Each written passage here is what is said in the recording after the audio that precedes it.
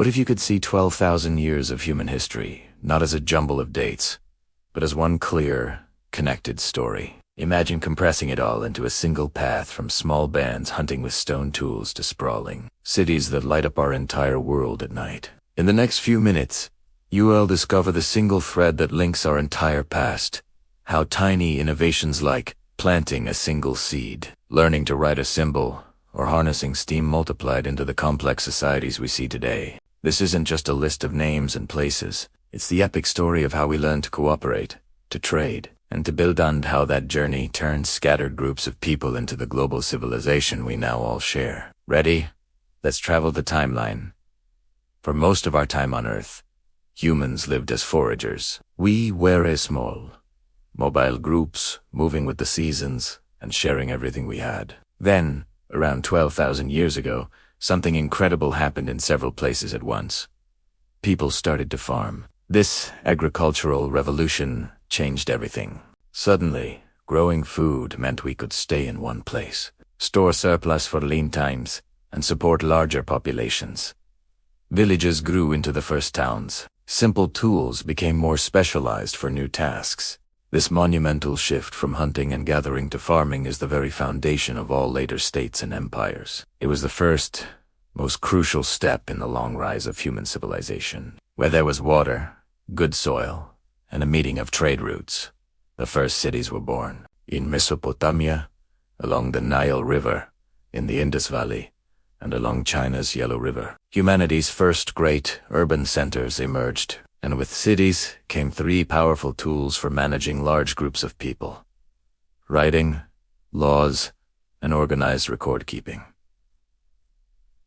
Writing was a gift. It allowed rulers to collect taxes efficiently, merchants to track goods across vast distances, and priests to preserve sacred knowledge. These systems created stable governments, organized massive labor projects like canals and monuments, and built the first true long-distance trade networks. The achievements of these ancient civilizations created the administrative blueprint that nearly every future society would copy and adapt. Then came a new discovery that reshaped the world: metallurgy. Learning to work with bronze, and later iron, revolutionized warfare, agriculture, and craftsmanship. Armies equipped with stronger metal weapons, and farmers using durable iron plows gave their kingdoms a massive advantage. This technological edge helped empires appear on the world stage. We see the Akkadian and Babylonian states rise in Mesopotamia, the mighty pharaohs in Egypt, and later, the Hittites, Assyrians, Persians, and powerful Chinese dynasties. Building an empire meant controlling huge armies,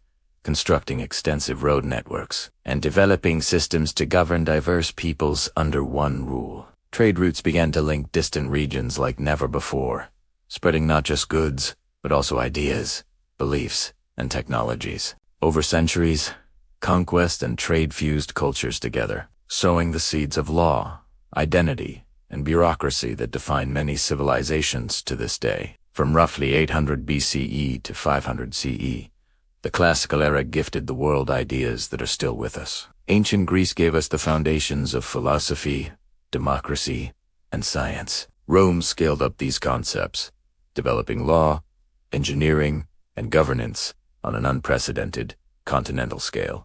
Farther east, India and China built their own magnificent empires and gave birth to world religions and philosophies like Buddhism, Hindu scholarship, and Confucian bureaucracies that would influence the lives of millions for millennia. This period taught us two critical lessons. First, that ideas travel incredibly fast when people trade and fight. And second, that powerful systems like law, language, and education can outlive the very empires that created them, shaping cultures for centuries to come. After the fall of the Western Roman Empire, the world didn't just go dark. Instead, new centers of power and knowledge gained strength.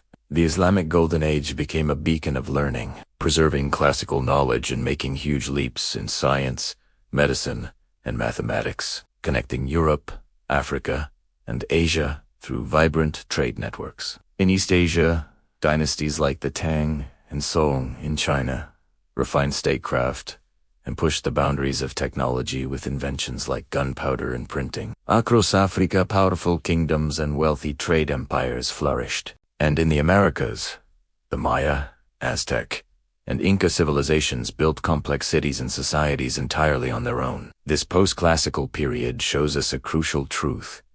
Advanced civilizations developed in parallel all over the globe, constantly exchanging ideas across vast distances by caravan, ship, and human connection. Starting in the 1400s, long-distance ocean travel completely rewrote the map of the world. European exploration connected the continents in ways never before imaginable. Global trade intensified.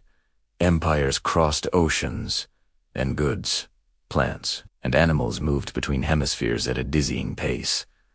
This age of exploration also had a dark side. It brought conquest, new diseases, and forced migration, which devastated many indigenous societies, while concentrating immense wealth and power in the hands of colonial empires. This was the birth of the first truly global economy. For the first time, labor, capital, and raw materials flowed between continents on a massive scale, fundamentally reshaping every civilization on the planet. The invention of the steam engine, factory production, and the use of fossil fuels kicked off the Industrial Revolution in the 18th and 19th centuries. This was another profound shift in how humans lived and worked. Life moved from the farm and small workshop to the factory in the booming, crowded city. This rapid change created new social classes and sparked powerful new political ideas like nationalism, democracy, and socialism. Empires transformed into the nation-states we recognize today, and new technologies like the railway and the telegraph allowed central governments to control vast territories with incredible speed and precision. This period rapidly multiplied human capacity,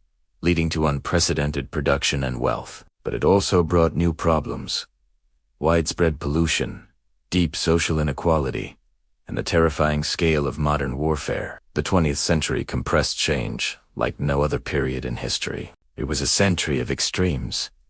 2 devastating world wars, the dismantling of colonial empires, the ideological clash of the Cold War, and technological leaps that once seemed like science fiction. Advances in medicine, industry, and communications dramatically improved life for billions. At the same time, ideological conflicts and the industrialization of warfare led to the deaths of millions. In response to this chaos, humanity created new global institutions like the United Nations, international law, and global finance in an attempt to manage our increasingly complex world. The 20th century is a stark reminder that civilizations can reach extraordinary heights while simultaneously facing grave risks if power and resources are mismanaged. From the late 20th century to right now, we are living in the information age.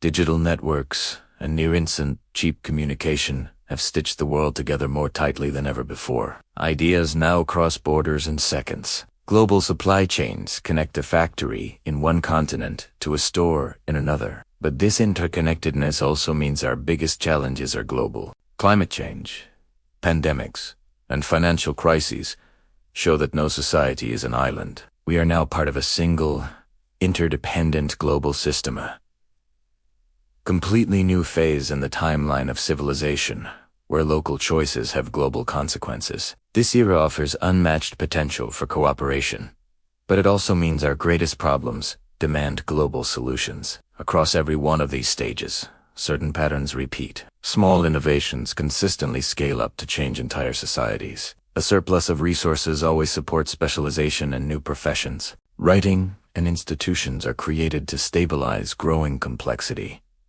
Trade always spreads ideas faster than armies. A new technology always reshapes the balance of power. We also see that rise and fall often come from the same source. Success creates complexity, and that complexity eventually becomes too costly or rigid to maintain. In the end, resilience, the ability to adapt, learn, and share.